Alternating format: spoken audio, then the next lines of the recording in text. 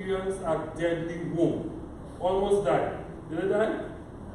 No. I keep going that over to you so we all understand that. Right? So the church received a deadly wound, and then this is the reign, if you will, of the Roman Church during this period. What are you going to do that?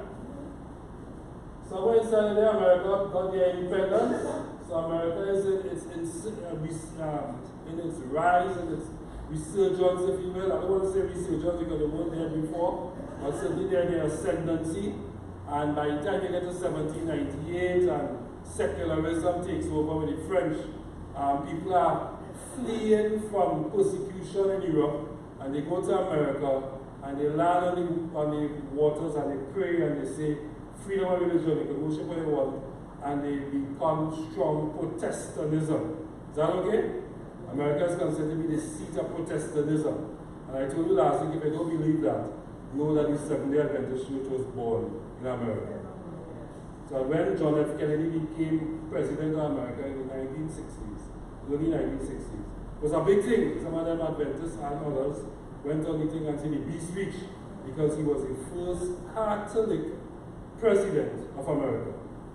They had been so sealed and seated in using Baptists and Protestants as their leaders that they say, well, if a Catholic now become the president, then you're back to the place where there is a fusion of church and state.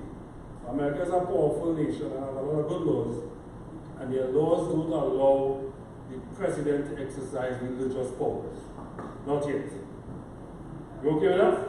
Yeah. So up to now, there is still a separation between church and state. Is that okay? Yeah. Right, let's keep going. We then had 1844, which we talked about, and we talked about the disappointment. And then in 1840, we had William Miller and the beginning of the first three angels' messages. Right? So we enter Revelation chapter 14. And we keep going on the road. I told you in 1929, Mussolini gave the Vatican its status, and it became a nation unto itself. So at that point, you could very well say that the wound that the church received is starting to heal. Is that okay? But remember, we are still in a scenario where the church as a religious power is separate from political, civil powers. Anybody heard of that? That's an important distinction. Up to now, there is no coming together. I mean, in some places in Iran where these guys were practicing Sharia law, and when they talk Sharia law, those guys who are talking Sharia law are talking fusion of church and state. And the church is the Muslims. Is that okay? And they started to talk about practicing Sharia religion. How about the Taliban wanted? And they wanted, and the Americans fought them for that. That's an interesting thing, eh? And the Americans fought them to stop that. But from what we know in the prophecy, something else will happen. And I'm saying this is where we are now. I'm just trying to get at the relevant point of the timeline. And before that, so along the way, we'll have our first time of trouble, which I don't know what day this is yet. But we'll start to see the Lamb-like beast, which is Lamb-like beast? America, starting to talk and speak like the dragon. Is that okay? And she will begin to cause the people of the world to worship the beast. Is that okay? Now, I want you to appreciate a subtle difference here. In 538, the head of the Roman Church was also the head of state. Here we are saying that the Lamb-like beast is continuing to be a political power, but the political power is aligning itself in its thinking with the religious power. So the Lamb-like beast does not become the head of religion. Is that okay? But what religion is saying and what the beast is saying is the same thing. Is that alright? But so in this incarnation, in this period that we are talking about going forward, it is not a homogeneous mixing of church and state to the point where you have one unique head. It is a situation where the political leadership of the world is taking instruction from the religious leadership of the world. When you understand that? So it is two separate entities operating as one. as opposed to between 538 and 1798, where it was basically two entities that merged to form one leadership that spoke both religious and political things. And that's extremely important to just keep in your head.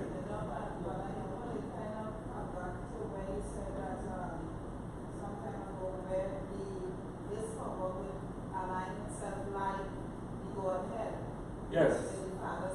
Yes. So we see an unholy religious trinity. Is that okay? So we have a holy religious trinity, God the Father, the Son, and the Holy Ghost. We have an unholy religious liberty made up of, who is the head? Who is the head? Who is the head of the unholy religious trinity? Who is the head? Very good. Let me keep my feel bad. I know you see how the Granny doesn't want to go back to school after all the years. The dragon is the head, right? So he is the equivalent of God the Father. Is that okay? Who is the equivalent of God the Son? The Roman, the Civis, right? And then who is the equivalent of the Holy Spirit? The Lamb like this, right? Who has influence? Who is that? What's the name of that nation? America. No, I don't want to say that. I had to come out because I want to keep on a visa and green card. Right. So somewhere inside of there, we will have close of probation, and then we have Christ coming. And then between the close of probation, we have, that means our salvation is sealed. Is that okay? Between the close of probation and Christ's coming, we will have the 7 last plagues. Is that okay? Because God will bring He unleash the 4 winds of the earth, and people start experiencing some drought. And then inside the 7 last plagues, we will conclude with the Battle of Armageddon, which is a battle between good and evil just before Christ comes. So His pre-millennial coming basically is God's people delivered. I told you about that chapter that invited in great controversy, which you need to read. So she's basically saying, as the people of the earth assemble against God's people, God puts in His appearance. Is that okay? And He saves His people. Everybody okay with that? Right, so this is the beast of Revelation 12, 13, and 17. You have Satan and pagan Rome in Revelation 12. We were told about a dragon. Remember that? Went after the woman. Everybody remember that? Yeah. And then we had the lamb-like beast, which was the USA. And then in Revelation 13, we had Christian Rome, which was the beast coming out of the sea with many heads, etc. And then we come to Revelation chapter 17. So if you can go to the Bible, please, you'll be alright. Tyrese online? So if you have a question, you will text all of it. Alright. But he don't answer the questions. He remembers stuff. Even though when he hide it, he can remember. So let's go to Revelation chapter 17. And we want to take them in sequence, right? So, I started verse 1 and 2 as a group, and then you pick up 3 to something. I'll find it.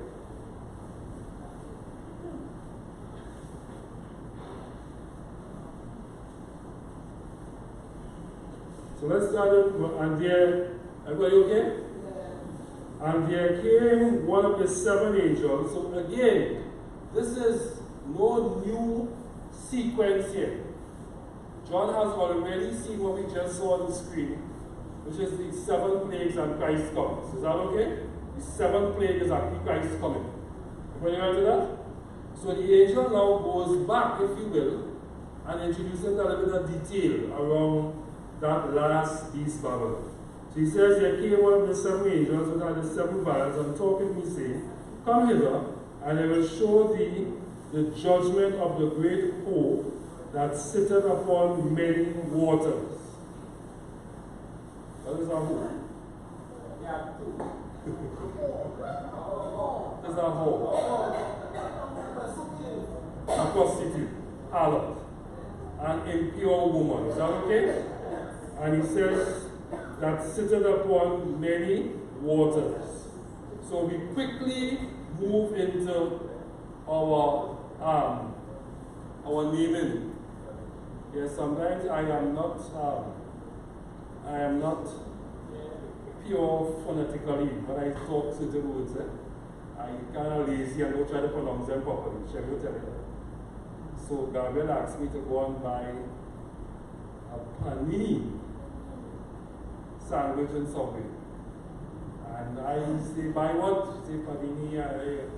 My normal lazy self, I walk in and I say, I want a tuna punani. I couldn't figure out for the life of me why them girls laughing so. Girl serving, she fall up on the ground. She call the next one, she say, yeah, what he want. I struggle for a little bit. Then I went back and I said, panani. She didn't have by then she said, panini. I said, yeah,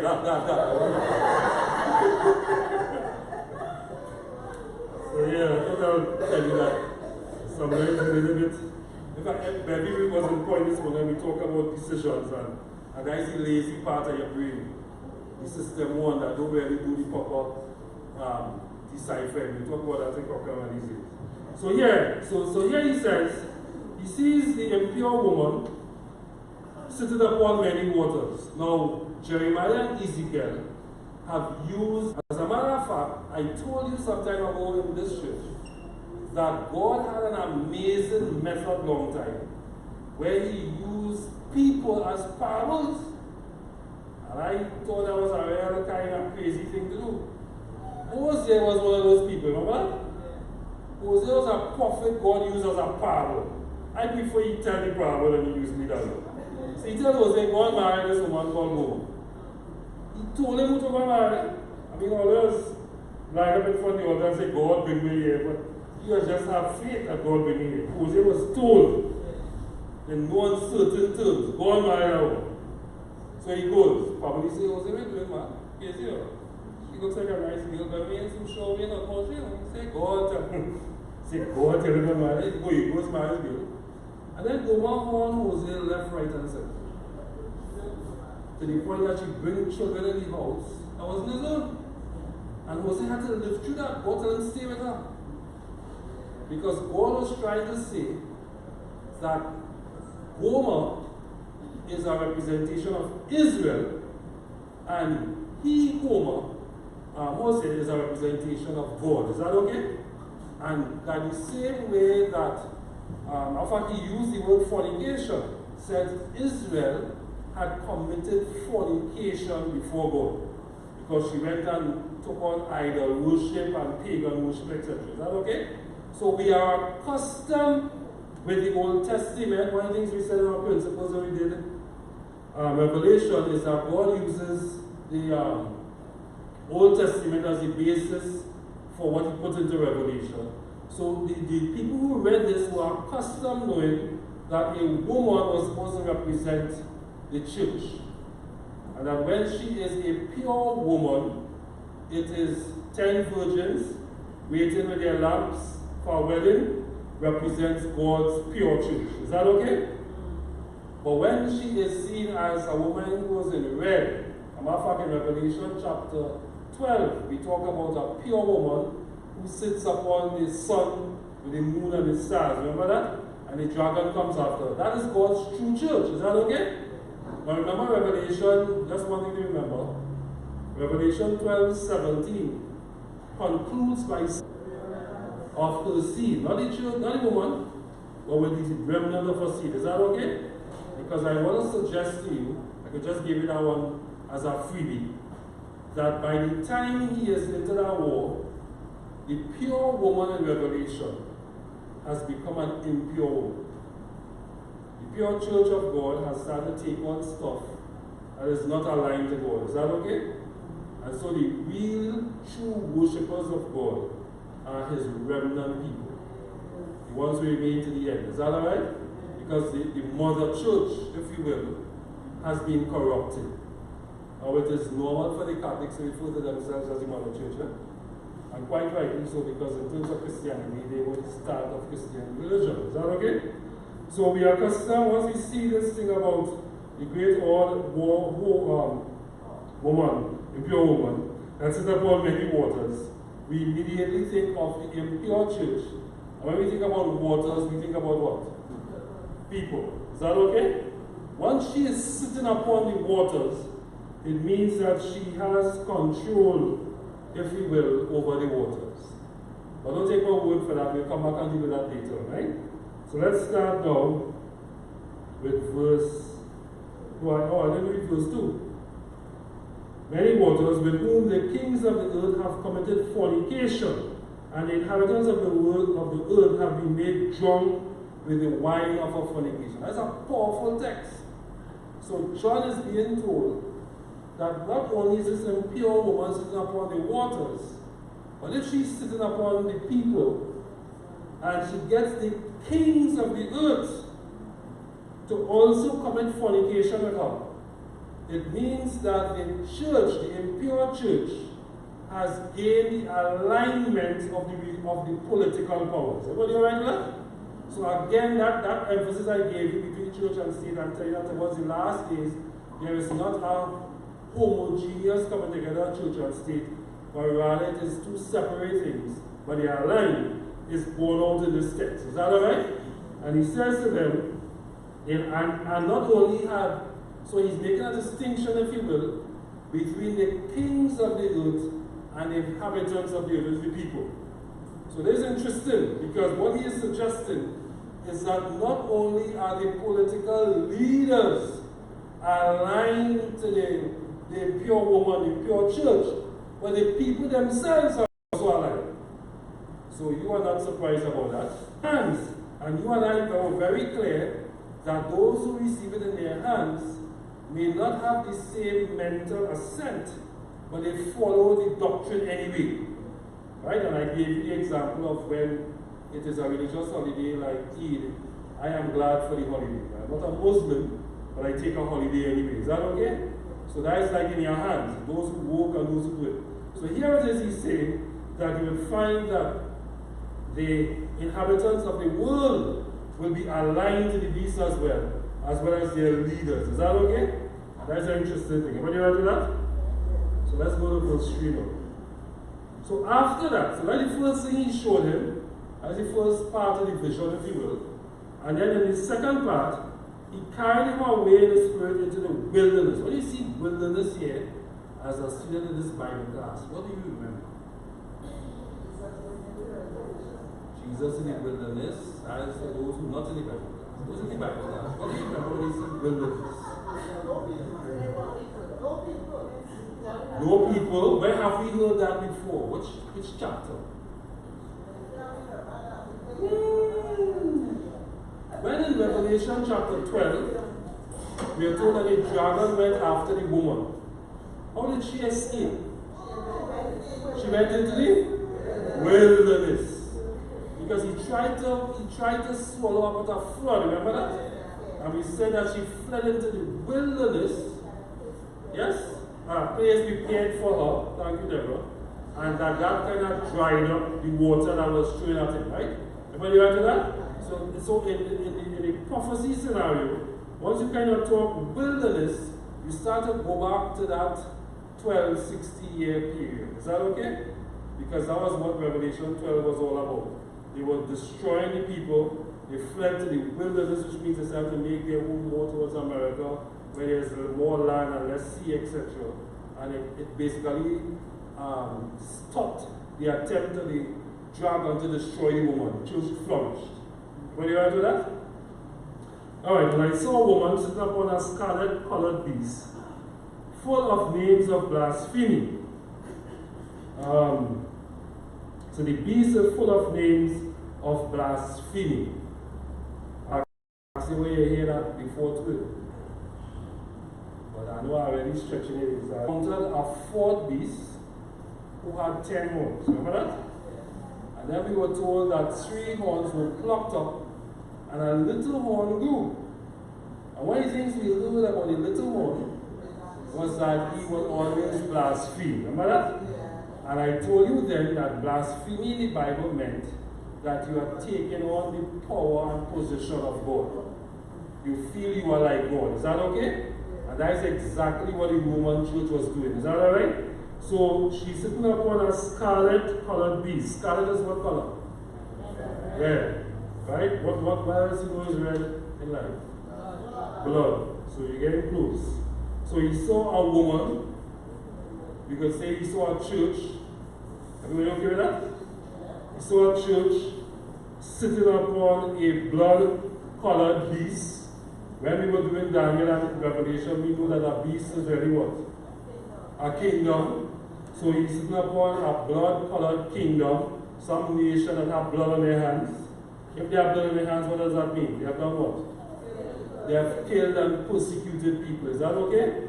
So that is an interesting thing. So he's seeing a church in a time around the wilderness. So you start to get a sequence of events. Is that okay? It seems to be around the time of either the end of the 1260 years or after that.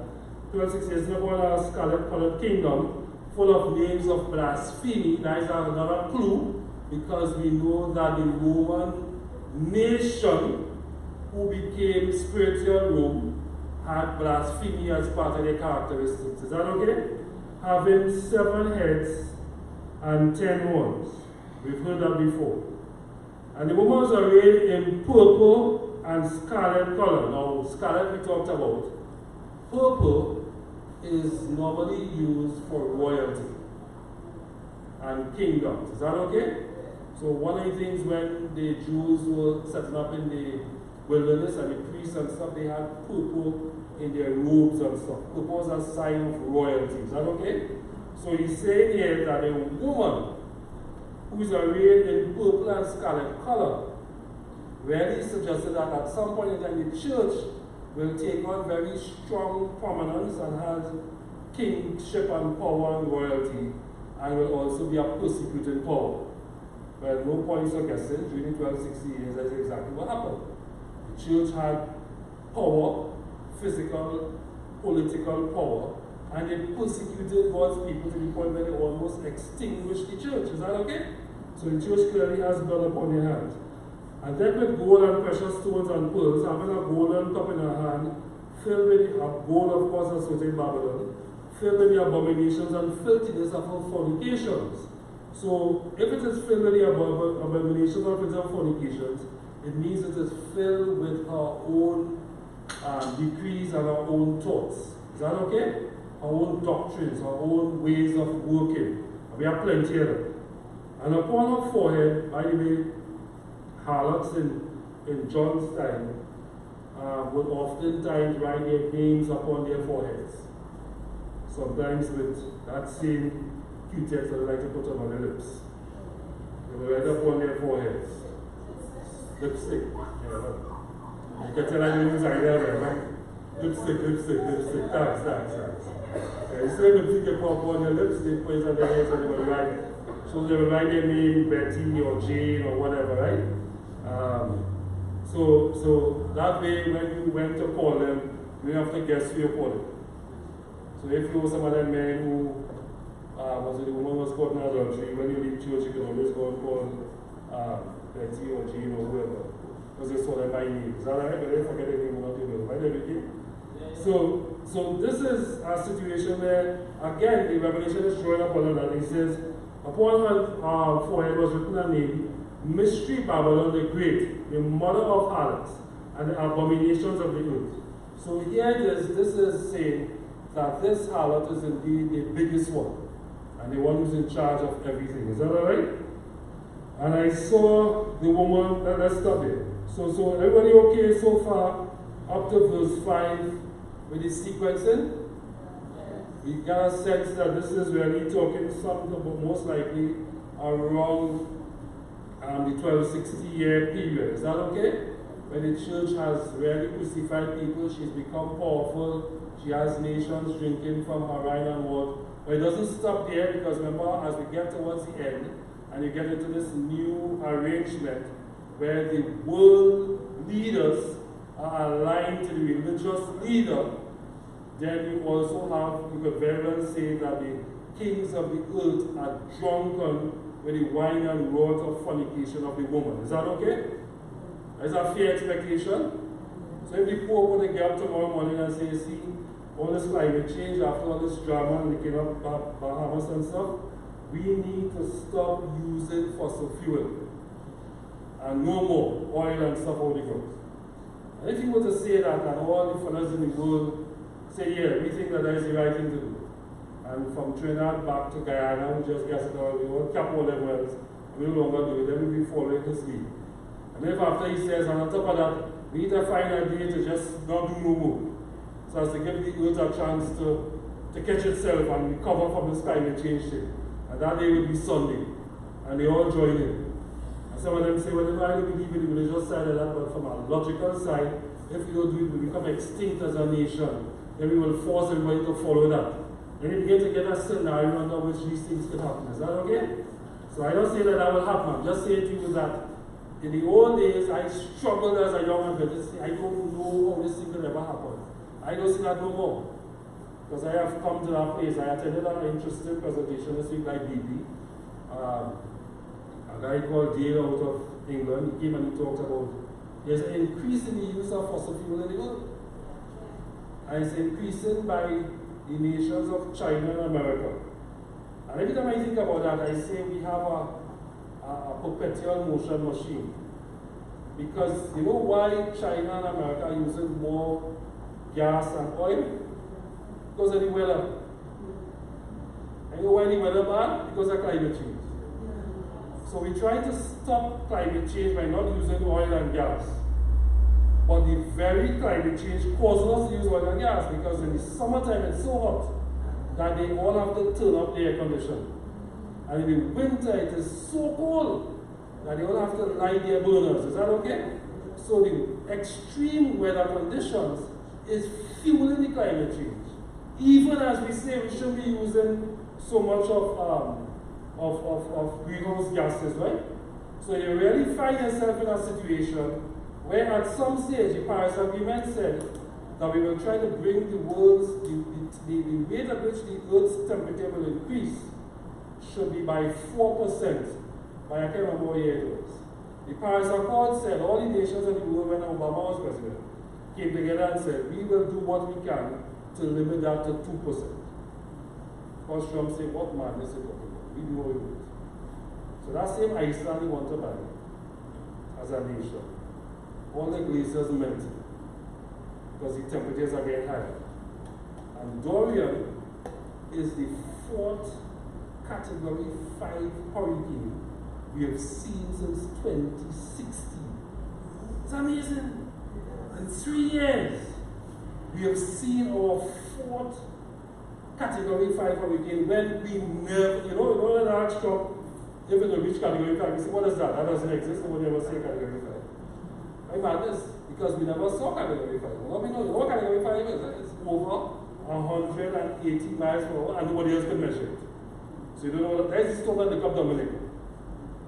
And there's the same storm that now just over Bahamas and mash up the country. And we may very well find that the death toll is in the hundreds. Because that's how bad it is. So all of this happening because of climate change. So if you think that that reaches a crescendo, and the world says, oh, are we going to stop this? Because it is hampering our future, where will we live? And Elon Musk is saying he could put people to live on Mars, but nobody will believe he's a madman. So if in all of that, a religious leader comes forward and says, hey, you all need to pay more attention to the environment. You need to find some time to rest and take a day off. And that day should be Sunday. Everybody lines up with him. Some because they really believe him, and some because they're just afraid that we just lose this world that we live in. Then you begin to see a scenario in which the alignment between religious and civil powers can happen. Is that okay? And I'm not saying that that will be the cause. I'm just saying that when I look at what's going on in the world today, it is clear to me that there are opportunities for this to happen. Because too much threats are taking us at any one point in time. Is that right? Verse 6. And I saw the woman drunken with the blood of the saints and with the blood of the martyrs of Jesus. And when I saw her, I wondered with great admiration. So John is wondering because this woman he's seeing is a Roman nation that he's a part of right now. And it becomes a religious power who will destroy people. So just like Daniel, when he saw certain things, Daniel almost fall down. John is in the same way. And the angel said unto me, Wherefore didst thou marvel? I will tell thee the mystery of the woman, and the beast that carried her, and upon his 7 heads, which had 7 heads, and 10 horns. Everybody okay with that now? Why do you have great admiration to this woman? Yeah. Amazement. Yeah, he's amazed. So he really is, it's like when Daniel was confronted in Daniel chapter 8 and 9, Daniel fainted. Matter of fact, in 8, he fainted when he saw what the little horn was going to do and was going to destroy God's people. And God didn't come back to him until a number of years later. Is that okay? It's a similar situation where we find that John is amazed at what's going on. I mean, it might be admiration, he senses a little bit more amazement. And as he looks up on it, the angel says, hold on, don't get too confused, I'll explain to you. But notice the angel is very clear. The angel is seeing 2 entities. Are you with me? He's seen a woman, and he's seen a beast with 7 heads and 10 horns. Everybody heard of that? I keep making that point because I want you to understand that in the last days which we are in, we're really not talking about a religious power per se who controls the world. We're talking about a religious power aligned with political powers. And that alignment, that entity that comes together is what creates the drama. But the inspiration, the leadership, the rationale for making it happen comes from the religious power. Is that okay? That is why we say they have been drunken with her fornication. Because she is providing the impetus to make it happen. But that is not unexpected because the Pope has always written and given edicts on religious things and things that are going on in the world. Pope came and said, look, you mustn't persecute other people all the time. That happened in Myanmar. Remember Myanmar, that place that the lady, who she or whatever her name was, she was a political prisoner. America make a certain noise to Myanmar and they got the military to allow her to have free and fair election. She had free and fair elections. She became prime minister. And I don't think she could have gone, but she had somebody who went up and she was in the background and everything. And next thing you know, they take the Rohingyas, who is in the north of the nation, and they started, some Muslims, and persecute them. To the point that they have to flee and go out to Bangladesh, and it was genocide going on inside there. Other times you read world news, we don't go deep enough. That was serious genocide. And America said, hey, what are you doing? We just free you from drama. Why are you doing the same thing to these people? And America talk, they take them on. But the poor president said something. And he said that the world must not turn a blind eye to what's going on with these people. And all of a sudden it became a United Nations agenda. And there's been efforts to get them to come back into Myanmar and get them Bangladesh to get help to deal with them, etc. Because he's shining a spotlight. The Pope is fastly becoming the conscience of the world. So when people in the world do what they want, he could say something and people could say, but here's a religious leader who's saying something else. Is that okay? So we need to appreciate that. But I want to make the point that he's seen 2 entities. Everybody okay so far? Yes. Verse 8. The beast that thou sawest was and is not, and shall ascend out of the bottomless pit, and go into perdition. And they that dwell on the earth shall wonder whose names are not written in the book of life from the foundation of the world, when they behold the beast that was, and is not, and yet is. That's not like I read it, Doctors. I can see it in your head there. So it sounds like you're talking about somebody who was, who is, and who is yet to come. Who have really heard that description for before? God, Jesus. He's the God who was, who is, and is to come. So are you surprised then that the beast of the last day will start to mimic and impersonate Jesus in a similar way. So here is the angel telling John that this beast was, which is sometime before John's time, because if he said is really when John is around now, and then it's to come. Is that okay? So we are okay with that because we know that before, and we get some more into that, the Roman nation existed before, and there were other nations who tried to control the earth and stuff. At that time, Rome was controlling the earth. It will go through a death. So when he said and is not, meaning that it is going to die at some point in time, but yet it will be happening in the future. Is that okay? And we begin to see the similarities between that Roman church, if you will, that is incarnate and metamorphosed, if you will, from being a political power to being a religious power, goes through the deadly wound and then heals again. Is that alright? Are you right with that? So that is a quick rendition to suggest that what we're talking about here is the Roman nation, right?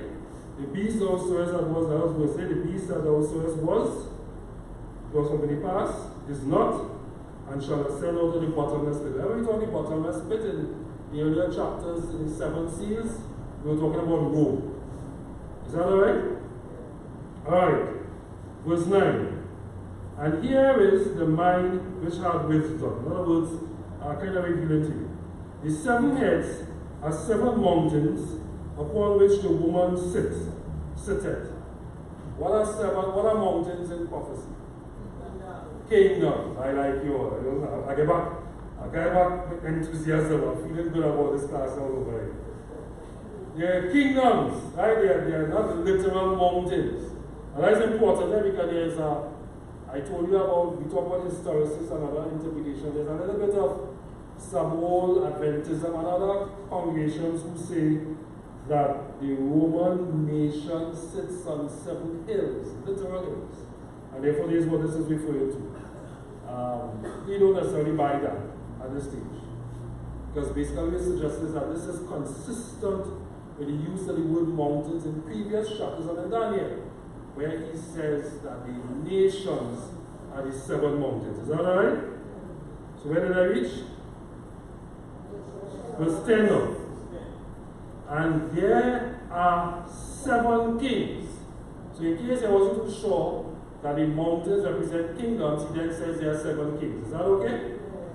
5 are fallen. Remember that? And 1 is, and the other is yet to come. Let me stop it. Could you count 5 nations that run the world before Rome?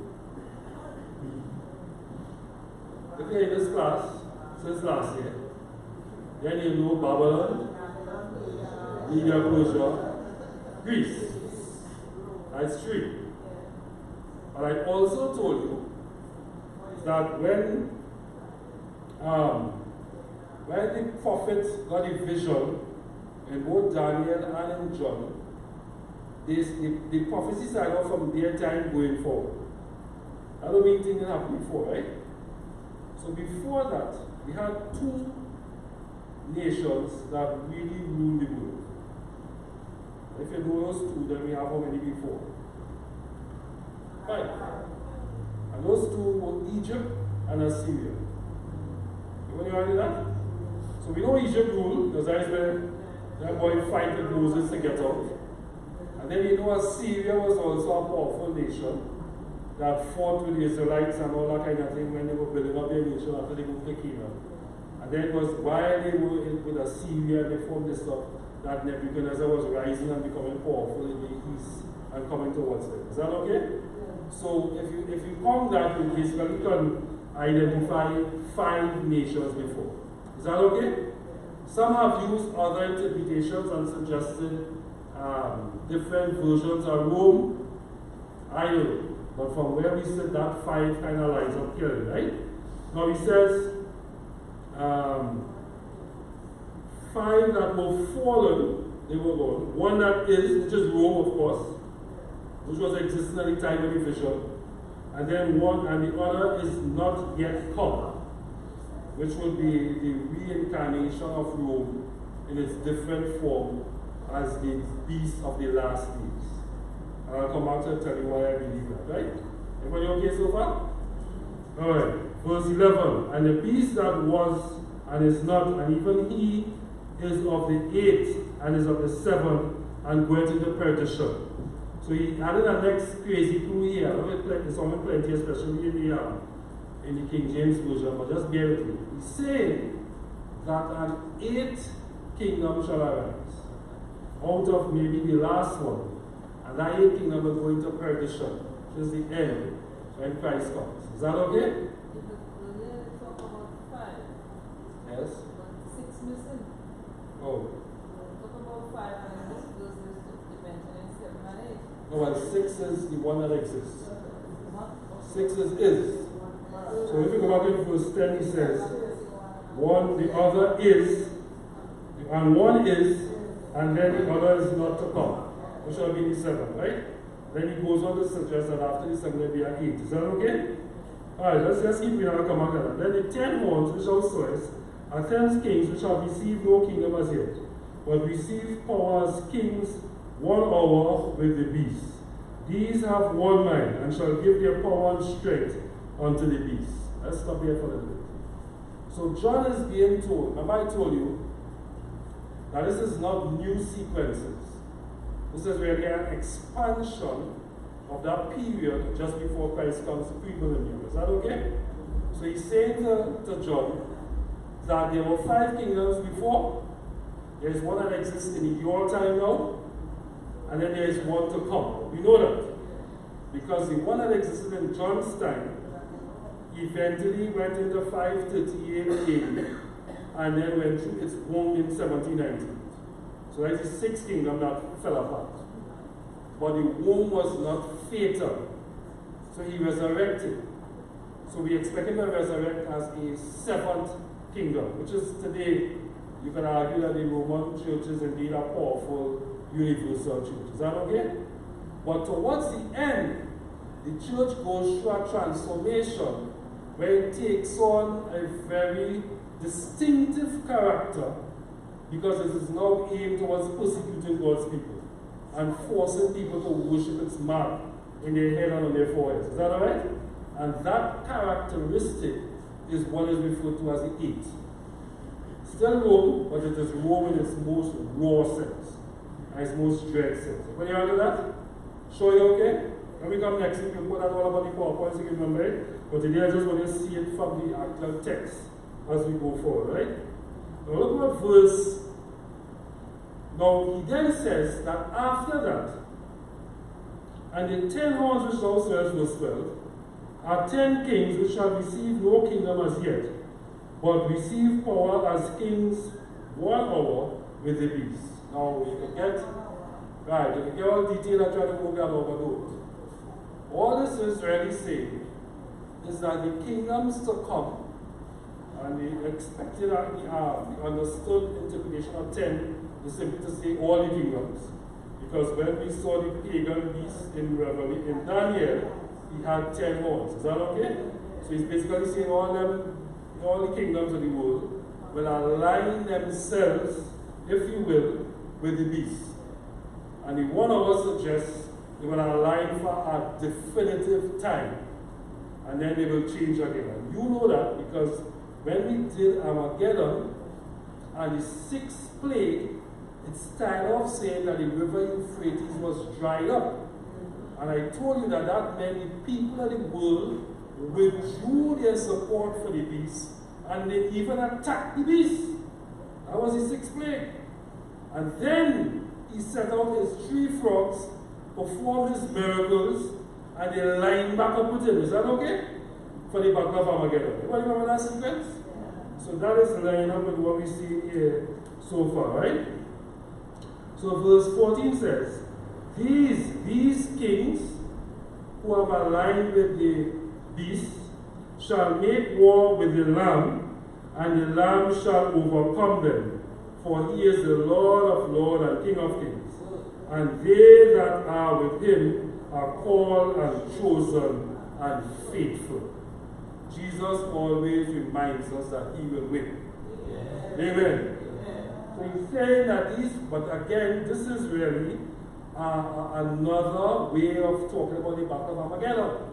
The Battle of Armageddon, which you think is World War III, and everybody feels is when Iran get power. Forget that nonsense. It is simply the evil forces of the world aligning themselves against God's people towards the very end of time, to the point where they fight them a spiritual battle to destroy them. But God comes, makes way for the king of the east. Remember we said that when the river Euphrates dries up, it makes way for the king of the east, which is the people of God, and then Christ himself coming. So he's saying here that what will then happen is that they will fight with the Lamb, but the Lamb would prosper, he will suffice, and they will be victorious. Are you okay with that? Verse 15. And he said unto me, the waters which thou sawest, where the all sitteth, are people, as people Henry came out, I didn't take him up, right? Where they all sitteth, are people. So that was one of the defining definitions for us to be able to say that waters in prophecy represents people. Is that okay? As the angel explained that. And multitudes and nations and their tongues. Right? So these are all the people of the world. And the 10 horns which thou sawest upon the beast, these shall hate the whore, and shall make her desolate and naked, and shall eat up her flesh, and burn her with fire. Does that sound like what we covered in the 6th plague? Where we said that the nations, once the water is dried up, will turn back on the beast. Is that right?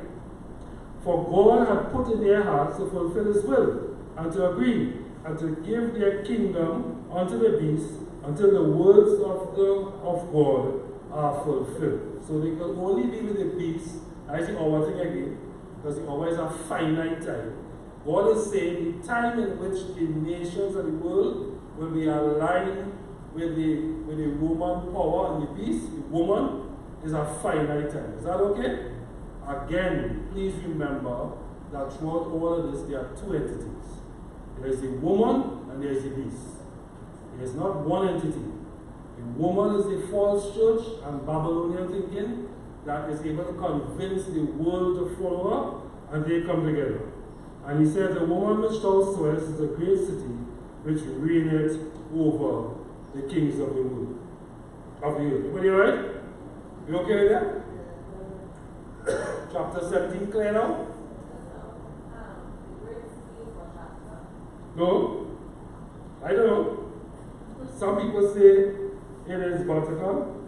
Some people simply say it is the fact that the woman now seems to have control over the cities of the earth because she has aligned with the 10 kings, and therefore by extension she controls the cities of the world.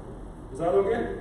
So again, you could kind of say what this means, the Vatican, but the more modern, popular interpretations is to suggest that given the context of where it is placed after it just talked about these 10 kings, this is to suggest that as she aligns with these kings, she basically controls the cities of this world, which is important. Yes? That's why I said what you're really looking for is an alliance where the secular leaders are taking their inspiration and power and direction from the religious leader.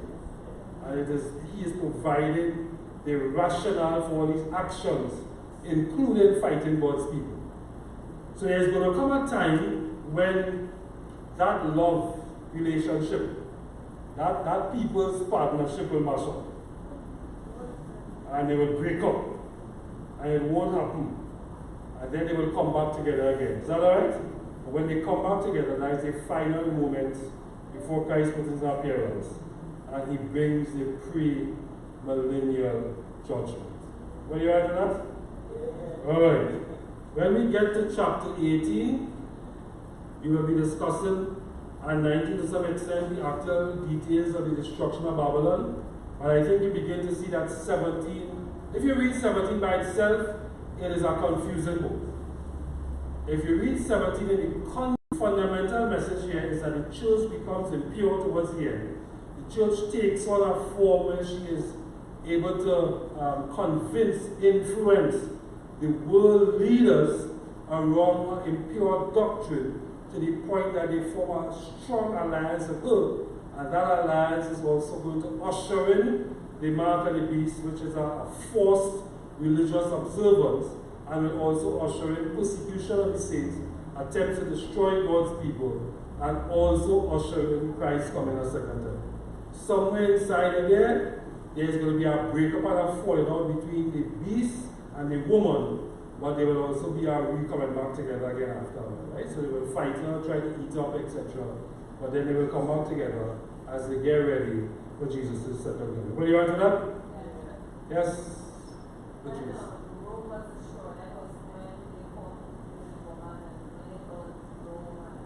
When they burn physical Rome, Pompeii. No. So we say that is, matter of fact,